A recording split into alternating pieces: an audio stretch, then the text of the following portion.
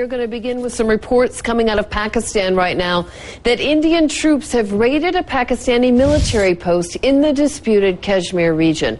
Pakistani military sources say one of its soldiers was killed, another was wounded. Indian troops have reportedly retreated at this point, although both sides continue to exchange fire.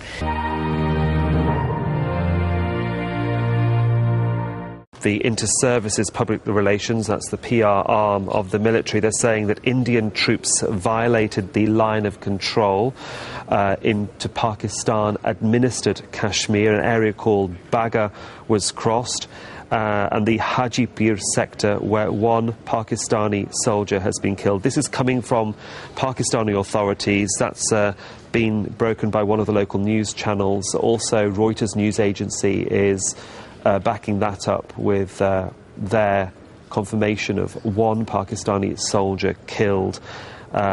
Retaliatory action by Pakistani forces resulted in Indian forces fleeing back, according to the ISPR. Of course, we'll bring you more on that skirmish over those two areas the area between India and Pakistan, of course, as we get it.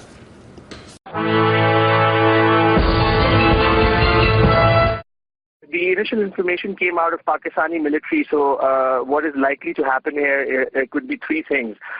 Firstly, the Pakistani military could call a border checkpost meeting in which military from both sides would sit down together, the senior military would sit down together and try to resolve it. But as of yet, because we're still getting information that the firing continues, so that is unlikely to happen in the near future. Another thing that could happen after this dies down is the fact that the Foreign Office could call in the Indian Embassy in Islamabad and call upon the defense attaché there and discuss this issue with them. The third thing that could happen is because earlier last year, we saw that Pakistan and India started negotiating on the peace process, which was stopped after the 2000 Mumbai attacks.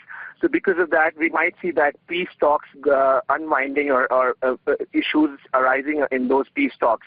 So these are the three main things that could happen. But right now, because the firing is still continued, it is too early to say what might happen. And it is also a Sunday. So mostly by Monday, when the working starts and when people start coming back into offices, the military and the government, we would see developments in this.